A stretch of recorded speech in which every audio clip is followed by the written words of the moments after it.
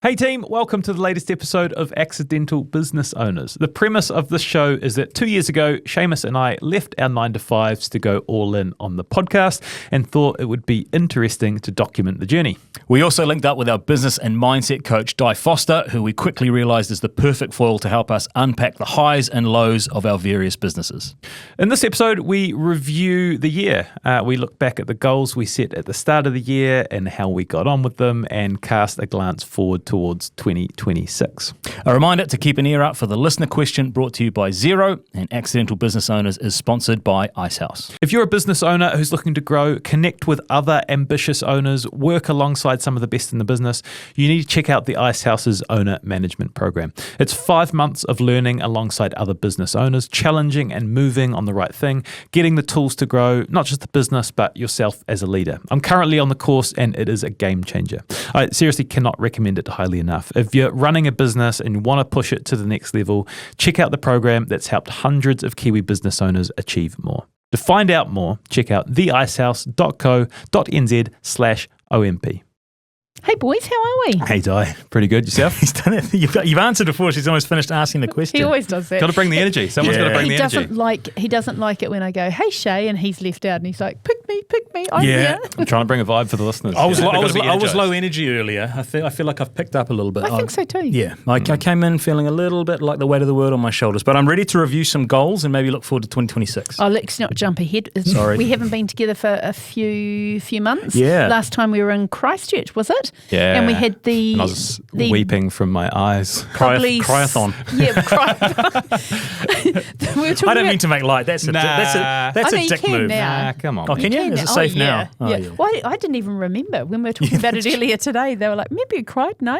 Steve looked at me like, "Don't you take that on board?" No. Yeah. No, you can cry as much as you like. I'm glad that I went through that. That gives me something to talk about. I talk about that in my talks now. Oh, do you? Yeah. Yeah, nice. How everything was going great until it wasn't, and then life kind of fell apart, came at me too fast, and then how I sort of picked myself up and moved on. I'm in a much different place to the last time we recorded. How different? In what way?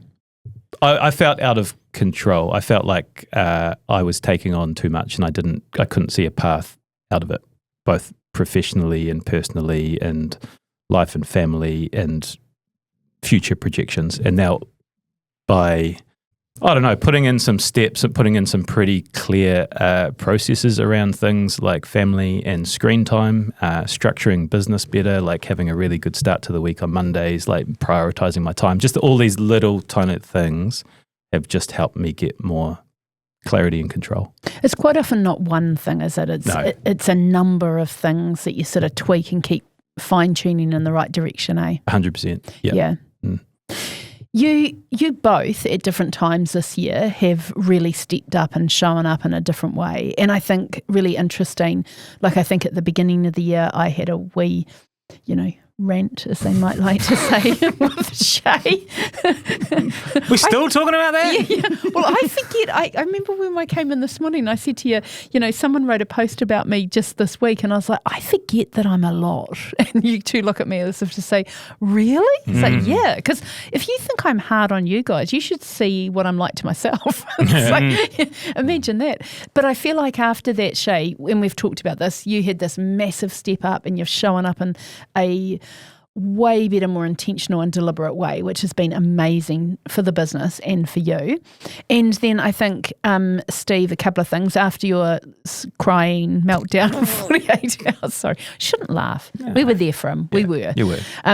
But also with, and as we've talked about earlier, the OMP course, which has given you new tools and new perspective on things, you have really shown up differently in the last 2 months. Yeah. And you should get your 360 done now. Might be different. We're still talking about that. He has not let it go. What I'd say, like, we're recording this in mid-October, right? So we're about to kind of like review the year, and I guess part of it will be how much we've grown and things like that. But it is a weird time to do it because, well, yeah, maybe. I feel like the next 8 weeks, by the time this gets released, a lot of really important and big stuff will be have happened. I also think, though, that in this next part of the year, I'm not saying that the year's over, but there's just a number of things that just have to play out. So even though it feels a little bit early to be kind of like reviewing the year, actually it's the right time. When we review the year, then I always like to do next year before the year actually starts. So I think that the purpose of today and doing it now is so that we get to review it, and then we get some time and space to kind of set things up for next year. Yeah, we decided that we would come in with our goals, right? And so we've got this big list of goals in front of us, and we've got like our stupid goals and then our real goals. And what was it like? You got some ticks on yours. Yeah, what was it like for you? Reviewing your goals. When you put in the chat, hey, send your goals through from the start of the year, and here's the 100-day plan. I was like, fuck. First, I was like, where is that? I don't even know where. It took me ages to find it, and then I found it. That's the first problem. Yeah, 100%. I was like, I'd done it, and then I had no idea where it was. There was a hard copy next to my desk at home, so I was able to pull that off. But I figured it must be somewhere. But yeah, no, not a pleasant experience looking back at.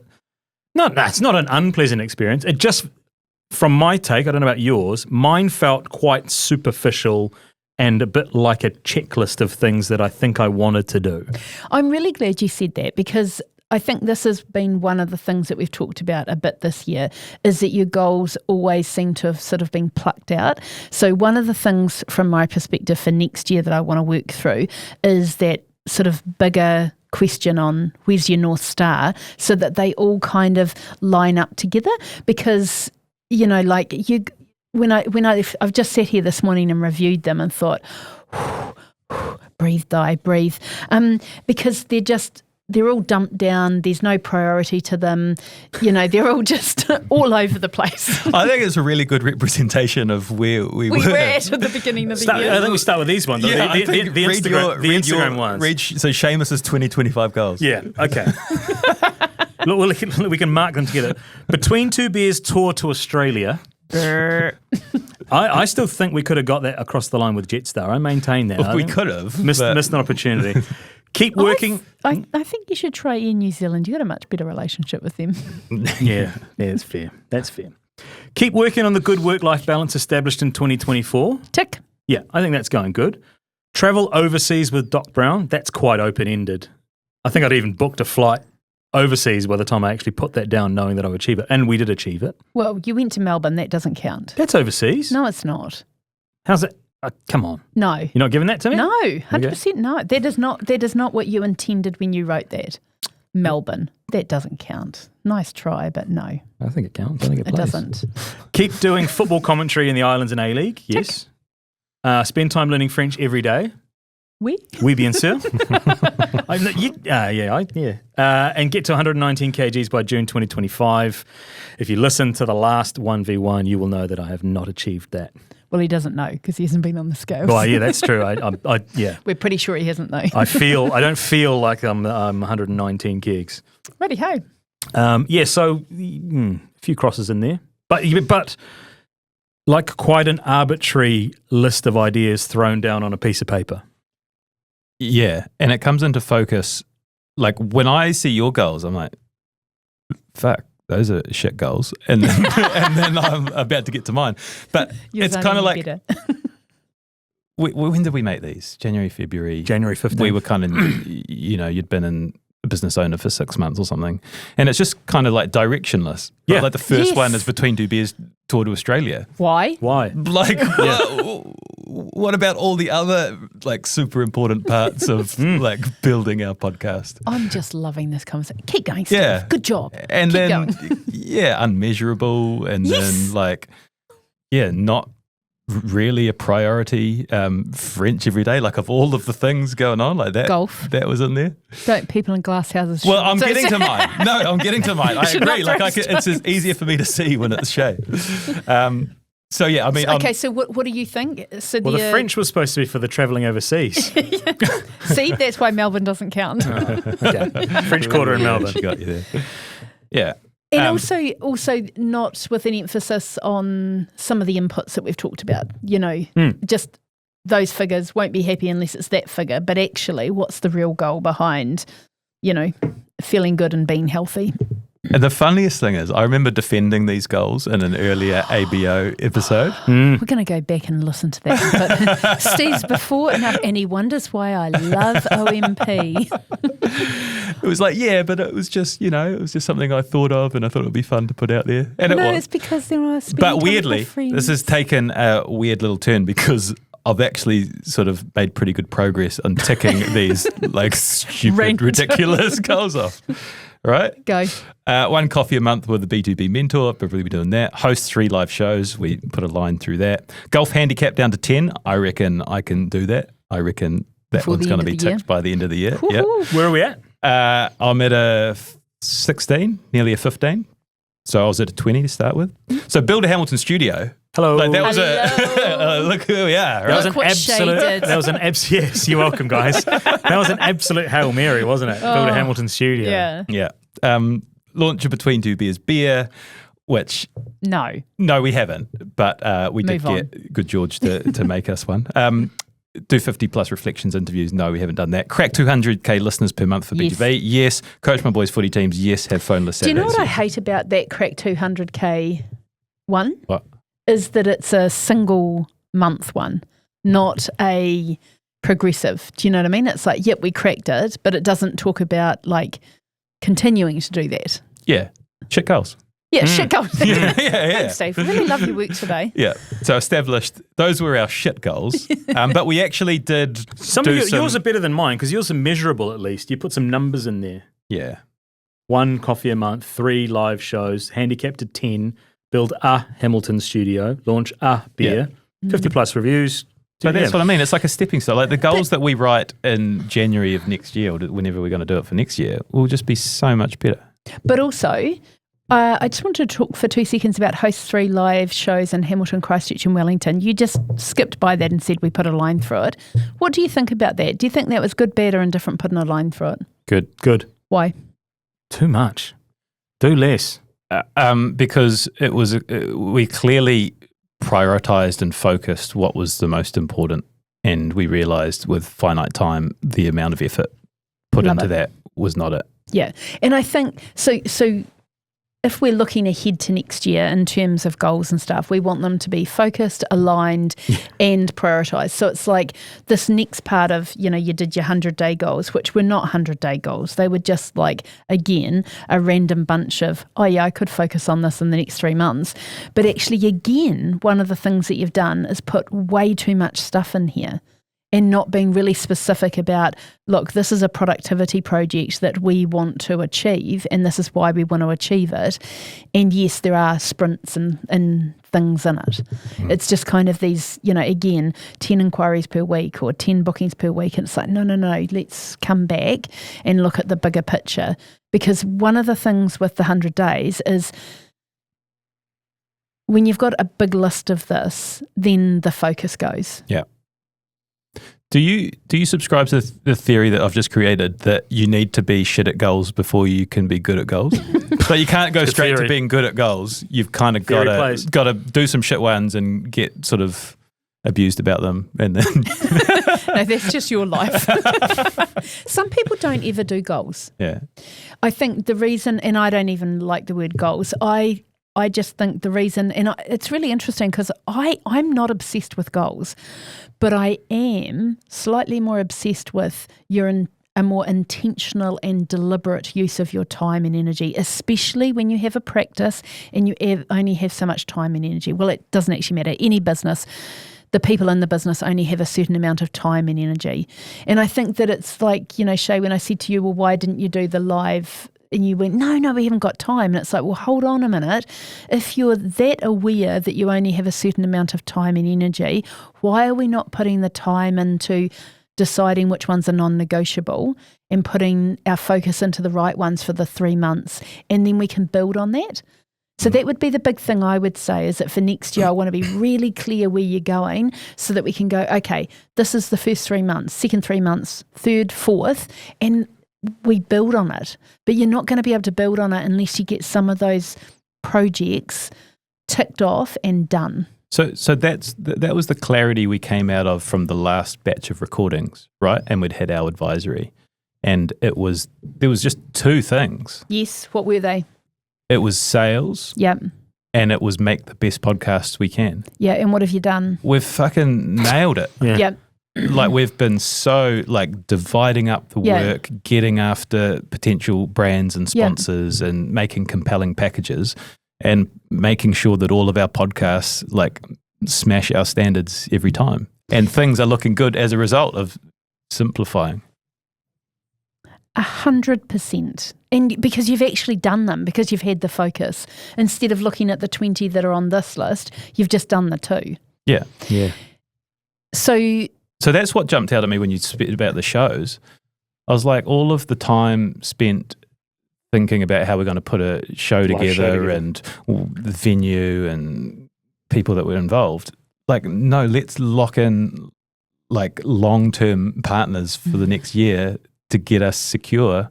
And then next year, if we've got that stuff all taken care of, then we can look at shows. Yeah. But like, you've got to do it in the right order. Yeah.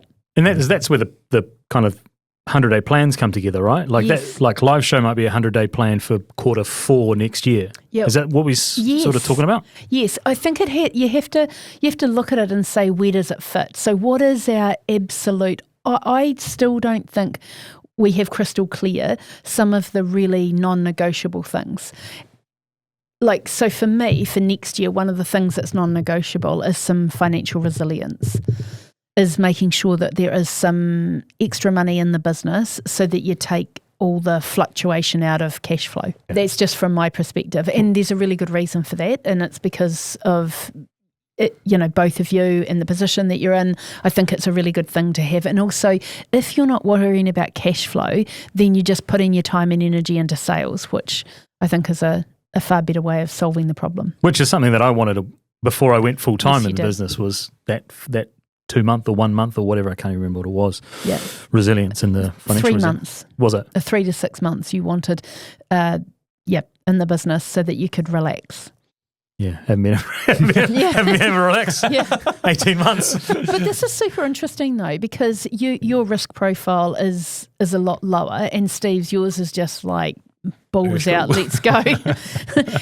But we actually have to take into consideration both of your viewpoints here, because you know, you're both shareholders, and so we have to have that robust conversation at the beginning. And I think also, Steve, you've probably learnt this year how important cash flow is and how stressful it is when it's not there. One of the other things I notice is like the alignment thing that you talk about is like the 2025 exercise that we did was just so, this is what I'm doing, that's what he's doing. Yeah. It's like, it just doesn't work like that. Like, it can't work like that. There's got to be the individual things, absolutely, they're yours and they're yours to prioritize, but there was like very little crossover from any of this stuff. I know, and just the attitude was, well, that's your goal and this is my goal. And I'm like, and we stopped talking about this partway through the year because our listeners thought that I was obsessed with Every goals. episode was like, oh, we're talking about goals again, cool. Yeah, and I'm like, but what do you really want? Yeah. Because if you figure out what you really want, then everything else must align to it. Yeah. But even in the profit one, it's like I had 60K, Yes. I had 60K profit per month and you had 80K revenue, and it's like we're not even on the same page on that. I know. Right, perfect time for a listener question brought to you by the legends at Xero, your business supercharged. Question from the listener is, what is the biggest myth about running your kind of business that you'd like to kill once and for all? I'll go first. In coaching, I don't believe if you're using a good coach that you're paying for their hour, you're paying for their 35 years of experience. So it's not the value of their time, it's the value of the information or the questioning that leads you to something that is worth well beyond that sort of time and money aspect. Can I make a sports journalism analogy on that? Oh, yes, please. Yeah, because I worked with one of the very best columnists that New Zealand has produced, sports columnist, for many years at the Herald. And he would spit out a column in like 40 minutes on a Sunday, right? And that would be his job. And it would take someone else like a whole day to kind of craft it. But because of his 35 years of experience and all of the worldly knowledge and wisdom that comes with it, it's easy. It's exactly the same, right? Someone said to me last week who I just ran into someone and she was like, hi. And I was like, do I know you? Anyway, we ended up spending an hour together. And she said to me at the end of it, how did you get inside my brain and find the words that I haven't been able to? And it's like 35 years of experience. Thank you. Actually, probably longer. I'm 53. I've been doing it for about 50 years. So it's like 50 years of experience. There you go. Done the work. My one is it's in the podcast space. If you produce a podcast, people will listen to it. It's really hard to get people to listen to your podcast. It's really hard to build an audience. We have done it because we've been doing it for 6 years consistently, but just because you put something out, like there's so many options out there for listeners. If it's not good, people aren't going to listen to it. Even if it is good, it doesn't mean that you're going to get the traction. Yes, it will. Yeah, it will take a long time. It's a long game to get an audience and keep an audience, and it's really hard to do. So why do you think that you guys were successful in doing it over 6 years and other people haven't been? Because for the first 3 years, we didn't make any money from it. We didn't expect any return. But how did you build an audience in 3 years though? Like, why were you able to build an audience? We didn't really. It's because we enjoyed doing it is the main reason. Oh, I'm so glad you said that, because I think it's your curiosity in the people that you're interviewing has made you exceptional at what you do. But that's like those 2 years. Like we both had full-time jobs and we're doing it on the side because it was our favourite time of the week. Just like asking someone questions about their life. We would drive to Auckland on a Wednesday night to sit with an old football coach we used to work with just because we loved it. So that not many people can or will do that for that long to a place where it actually becomes financially viable and makes sense. Such a crazy thing to think about. That little time period where we were building what we were doing, like both full-time jobs, just circumstance allowed us to really focus on it and enjoy it. Is kind of, it's insane, eh? Yeah, it's nuts to think about it and think about it back now. Stupid stuff that we used to do. And even just like with Steve, because you must have had like a 3-year-old at home. Yeah, a 3 and a 3 of them. Yeah. My life feels pretty fast, but that's different levels again. It's making it work. Right, boys, love your work. All right, good Xero, stuff. we love your work too. Yes, thanks to the legends at Xero. Try free for a 30-day trial, then decide which plan best suits your business. Cheers, or Xero. just sign up because you're going to love it and you're going to keep using it. Agreed.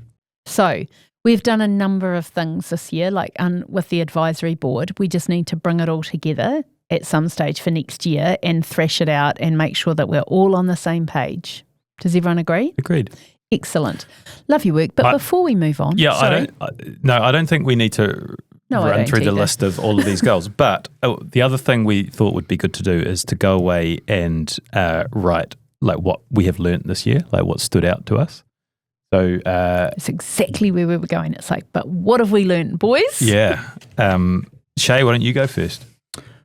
This is a recency bias one, but our reach, and this shouldn't come as a surprise, but it does every time. Like the reach of what we do goes way further than I kind of even realised. Like it's one thing to be walking around Hamilton and it's a small city and people recognise you. It's another thing entirely to be in Invercargill ordering a coffee and the chef comes out to like specifically to give you your coffee and go, here's your coffee, Seamus, and I hadn't given my name. And he was like, hey, I just want to tell you how appreciative I am of the work that you do. I listened to Al Brown's episode. It spoke directly to me about the challenges. I listened to your accidental business owners. Like it's cool to get messages and we get DMs and we get that stuff and that's great. But then to actually have the face-to-face interaction with someone and to see like the emotion in their eye and the depth of feeling that they have for work that you have created is a pretty humbling experience. It's pretty awesome. It's hard to get your head around, isn't it? Because, I mean, I obviously have, 1/100th of the profile that you guys do. But, like I had a coffee with Brooke from O Studio up here in Hamilton today, and she was like, every time I listen to ABO, it's like you're my own personal coach, Di. And I get that all the time. People go, you're coaching me every week until I can afford to come and see you. And it's like, oh, that's kind of cute. Yeah. It's insane. It's wild, right? And it's not always the really big topics that we talk about too. It's sometimes a real niche area of something that you've said or something just clicks with someone. And I've definitely learnt that this year in a number of different occasions that you strike up conversations with people and you have no idea, you've got no idea what they're going through or no idea whatever something that's come up on one of the conversations just resonates with them. And no idea of the impact that those conversations then lead on to have. But same, man. Like, relate to everything you say. And in the last 12 months, like the snowball of the audience, me and you see it. No one else can really know what it's like for us. And this is not bad in any way, but it's like every time I'm at a barbecue or a party or you go somewhere, a decent number of people in that room listen to the podcast and want to come and talk to you about it. Yeah. And I love talking about the podcast, but it's also like it infiltrates every interaction you have with people. Yeah. And I'm not saying that at all in any sort of negative way, because I really do like it, but it is a totally different world we live in than 2 years ago when, no one really knew what you were doing. And because we share so much of our lives in all of our shows, a lot of the time people that listen know a lot about your life. And I'll go and tell them stories about things, and then I can see that, I've heard you say that already, man, on the show. It's just weird. I love it, but it's weird. I walked into an event on Saturday and there were 70 women there, and I thought, oh dear. And I had this reservation because it's like guarantee 5 people are going to come up and they've listened to every single one of the episodes on ABO and they know me better than I feel like I know myself. Yeah. It's wild. And it seems silly to say that's what I've learned because it's been a constant, but it's really been driven home this year. I had, which we've spoken about, increasing sales will solve most of your problems. This one makes me laugh because sorry. This one makes me laugh because at the beginning of the year we decided that literally the biggest priority was sales. I think it was at the end of last year, by the way. Okay. I think it was at the review last year. So we decided that the biggest priority was sales. And then it was like it wasn't until halfway through this year that like sales really, really became a massive, focus. And to see that written there, it's like, that solves most of our problems. It's like, and that's not to say you don't know until you know. No, but and that's reflections too, right? Yeah. So like it's whenever I'm doing these goals at OMP, I've sort of got one B2B hat on and one reflections hat. And so new business and teething issues and all sorts of stress and strain that comes with it. And then you get some sales through and you're like, oh no, actually, here we go, we're away. Sales solves it. And you just got to experience it. What have you learnt from sales being the focus in the last 3 or 4 months? I've learnt how to sell better. Our accountant, Maddie, does these like Loom videos, and it's a really clear way for me to understand some probably pretty simple, but to me quite complex sort of balance sheet stuff and like monthly reviews. And it had sort of been sitting in my head for a while that I should do that with when we're trying to sell to people and make sort of partnerships, and then started doing it. And had like such great response from it. It's like you do the decks and you do the work, but then you speak to it. Like we're storytellers, like 3-minute video sort of explaining why this works and how it works and the nuance that you possibly can't get in the written word. And just so effective, right? And it's little things like that I don't think I would have had the confidence to back myself to do, because I was like, oh, well, how is it done? How do other people do it? And then you do it a bit and you don't have success in the normal way, and then you start to get a bit more creative with it. It's interesting because one of the things just over the last couple of days you mentioned is, we're talking about how to reduce our time and be more efficient. And you said to me, you've told me that I have to do the sales, but actually I might get some help in this area. And I think we told you that you had to do the sales in order to get that. Do you know what I mean? To get to know what you know now, because it's not you doing it that's important, but it's you now have the knowledge to know where some of those really critical points of contact are. Yeah. And I have no problem with you getting help in doing the sales and all of that sort of stuff. But your knowledge now around how important sales is, about solving the problems, and about where those critical points are is invaluable. Yeah, that was driven home to me on that financial skills course I went on for the Ice House, where they had the live spreadsheet exercise of like selling more units here will trickle here, and you could just see in real time how pulling the levers, which was a term that Maddie Hinton used all the time, which I was like, oh yeah, pulling the levers, of course. I don't even know I don't actually really know what that meant, and now it's like, oh yeah, okay. To pull the sales levers, like if you get more partners in, that's the cash, that helps it. And it's like, oh yeah, that makes way more sense now. And I reckon we might do a little bit of a spreadsheet on that for next year, basically around advertising and stuff like that, in order to say, if the dollar of the advertising goes up by 10% or 20%, what difference does that make to bottom line, especially in your situation where it's just literally a cash business. It literally drops out into the bottom line, because I know that we've had some conversations recently, Steve, where it's like, somebody would have to do a couple of $1 million in order to cover, very few amount of dollar amount cost. From the OMP course, when you're seeing inside other people's big businesses, and for order to incur another 100K cost, you have to do 2 million in sales, because of the small margins. Yeah. And you're like, holy shit. All right. Sales has got a different meaning. I don't want to book business. Yeah. Buddy ho. This one, I guess, probably doesn't come as a surprise to you two, but like for my own self, flip-flopping between high ambition and acute self-awareness, I think on one of those things there, it was like post once a week on LinkedIn. And it's like... Have you posted once on LinkedIn? No, not posted any. But that's the thing that I've learned, is that in my own mind, I flip-flop between wanting to have these high outputs and then going, I don't actually want that at all. Yeah. I don't want that. Like I'm not interested in that. But it's like a constant, like a fan in a room that flips between like, I really want to do this stuff and this is what I want to do, and then like, no, I don't, I'm happy with doing what I'm doing, I'm content with doing that. So like I flip-flop between that sort of stuff and I don't a lot of the time. Yeah, but I don't think there's any reason for you to do it unless it is directly linked to an outcome that you want. Totally.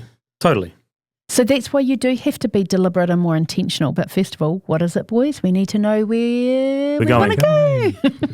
Because I skipped one there, which is being deliberate is a key for me succeeding, but at the same time, I've got to buy into what I'm doing.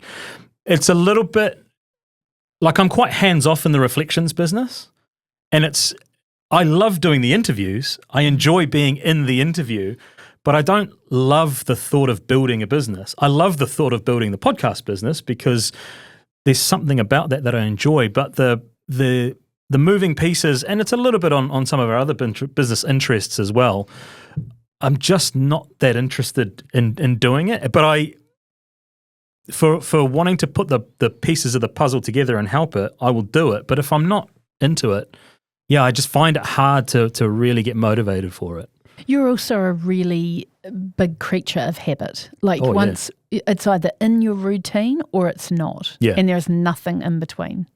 Yeah, that's fair. Have you guys learnt that about me? Or no, that's obvious. Okay, just wondering. You're absolutely creature of habit. Yeah. Yeah. I think the more kids you have, the less of a creature of habit that you are, out of necessity. Yeah. I mean, that leads into my one. Growth at work means fuck all if I'm not growing as a dad and a husband too. And I think when I had that sort of wobble in the middle of the year, it was all really about family at the base of it, when you reflect on it. So it's all very well, everything's flying and podcasts are going great and business is being built and everyone loves you. But it doesn't really matter if things at home are rocky.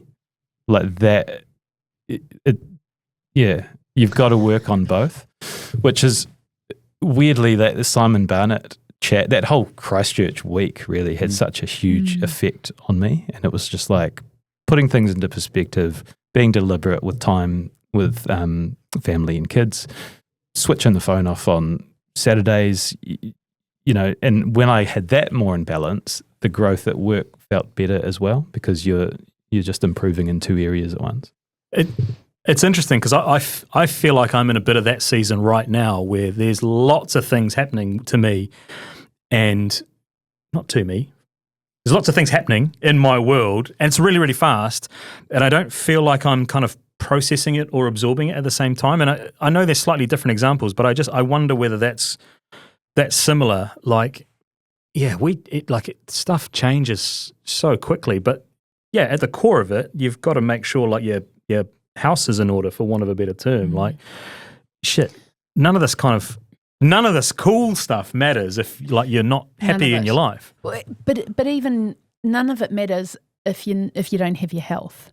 Yeah. None of it matters if you don't have your health, if you don't have your family in order. And then one of the things that I notice about my business and reflecting on my journey is that I think I purposely held my business back for about 7 years because I wanted to be first and foremost, put my son first.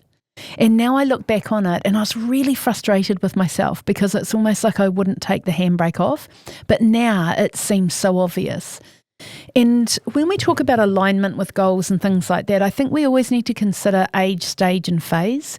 You know, the age, stage and phase that our children are at, the stage and phase that we're at in our relationships, the age, stage and phase that we're at ourselves. You know, like I know that my husband turned 60 this year. It just blew my little brain. It's like, oh, we're going to be like retired one day. Well, he is, I'm not. But do you know what I mean? But like life keeps ticking along. And I think that when we go against some of those more natural things like age, stage and phase, we are just like, it's like a grind. But when we go with them, like shit changes real quickly. So I guess what I'm trying to say is, it's all very well talking about the business stuff and being very deliberate about that, but we know that there's layers to it. Like we need to be well, we need to be there for our families, and work is important. Yeah, and I think it's also like it's also important like that we're good as well. You know, like you've been so amazing this year. Like in times, like I'm behind you in a weird way, like in different life stages, which is fine and cool, but I do look to you for like, I don't know, like guidance and support and shit like that. Like, you know, when you had that situation in Christchurch, I think I said this to you the other time, like I could see what was happening and I wanted to be supportive for you. And like you're very, very good at giving that back the other way. And I probably the other day when I texted you and I said, I can't remember what I actually said, but you know, it was I don't say how much I appreciate your support often enough. And like you do lead the two of us in what we do in such an incredible way. And the growth over the last sort of 3 months has been incredible from that moment in Christchurch to kind of where we are now. And yeah, I've got a lot of stuff kind of going on. And the fact that I can feel comfortable to take 10 days away to go to the South Island and not everything's going to fall apart, or that I know I can message and say I'm not feeling that fantastic and you'll check in on how I'm doing is like it's really, really appreciated because I've worked in a lot of places where that duty of care, that kind of love for the people that you work with doesn't exist. So for all of that, for all that stuff, like if you're not growing as a dad and as a husband, you're growing immensely as a friend and as a business leader. You know what's the weirdest thing? We only talk to totally. We only talk to each other like this on the microphone. 100%. Which it's being recorded. Oh, here's my safe space to tell my mate how much I love him. Yeah, and then turn the microphones off and go back. And make me all fucking weepy-eyed. Yeah. I was thinking though when Shay was saying that, I was like, is he feeling bad about the numbers he gave you? No, it wasn't me. It wasn't me. 360 yet again. Unbelievable. I wondered if I'd get tarred with that brush. It wasn't me. And even if we tell Steve it's not, I reckon he still thinks it's me. It's not Shay. Yeah, it's not me. That's really nice, Shay. That's really nice to hear. It's all right. Thank you. Makes up for the 360. Nah, it wasn't me. I guess that leads nicely into my one, which is, I think it's a term I picked up from you, actually, Di. Yeah, we had a talk when it was the 360 talk. Yeah. I said to you, remember, you're in the arena. That's weird because I wrote that in my 360 as well. This was post 360. Yeah, it's that we're in the arena, yes. And we're doing it. Yes. And life. You're not going to get everything right. No. And you get a lot of people with a lot of opinions about different things you can do, but about 200,000 of them apparently each month. Yeah. But we're doing it. Yes. And I love it. and my life is extraordinary as a result. Yay.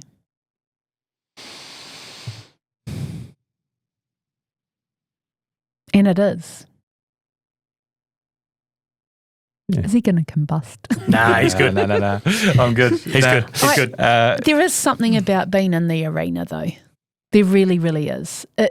Most of the time we are getting people's opinion that aren't in the arena beside us, and we just got to figure out who you're listening to and who you're not.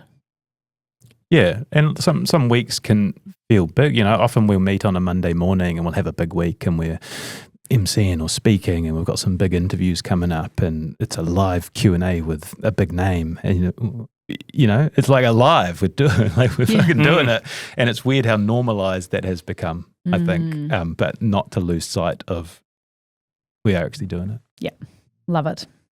Okay, to wrap up our thoughts on 2025, I want two things from you. The first one is, what is it that you're glad you learnt or you're glad you went through this year that you know has shifted you for 2026?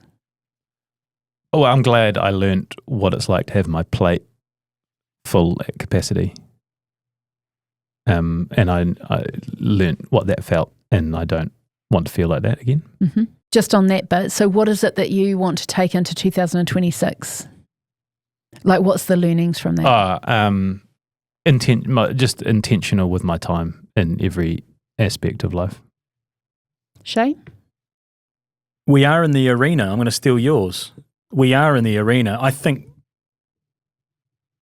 going into 2025, I always, you guys know me, like I come in with a bit of apprehension about what if it doesn't work, what if it doesn't work. I think we are in the arena and it is working, and it's just backing ourselves more. I think on the OMP, when you sent us some voice notes, you spoke about how, we potentially are undervaluing ourselves, which if I think back to that first point about our reach going further than I realise, that's totally accurate. Like, we're in the arena, like just backing ourselves a little bit more. I think, to use your term, maybe just take the handbrake off myself a little bit and go all in. I sent you that recap of our social media stats last week, and it was like 40 million impressions year to date this year, and like an analysis of what that makes us across New Zealand and Australasian markets. And it's like a top 1% show. There's like 40 million impressions is like 4 times the size of a big operation. And yeah.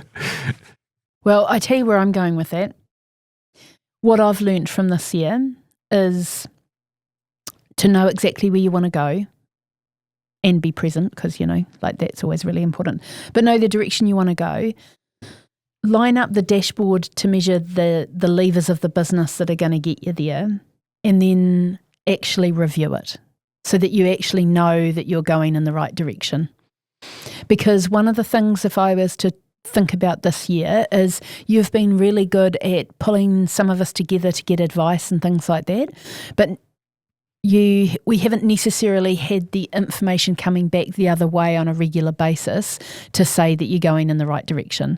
So that information around the levers of the business going in the right direction, commonly known, I call the dashboard, I think is really important to make sure that we've nailed that, along with, the very clear direction that you want to go, and then having a review time. So not necessarily every month, but at least, maybe every 2 or 3 months, so we can go, yes, that worked.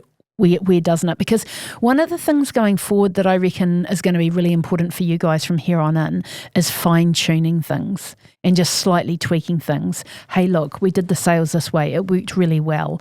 This is what we noticed this month about sales. These are the numbers. What's working, what's not? What do we need to start doing? What do we need to stop doing? Yep.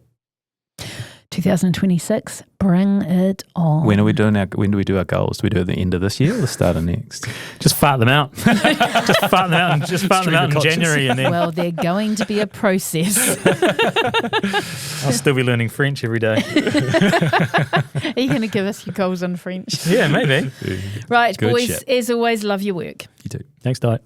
This podcast is solely for education and entertainment purposes. I'm not your coach, your accountant, your lawyer, your business advisor, and for God's sake, I'm not your mother. This podcast is not intended to be a substitute for your own advice, for you seeking your own professional advice from lawyers, accountants, tax specialists, business coaches, or whoever it is that you need to seek advice from. Professional advice. It's not a substitute for that. Got it? Great. Also, just while I've got your attention, this is not a substitute for you not having to put your big kid undies on and get on and do some shit yourself. If you need to get your ass into gear, this is a little message for you to do just that.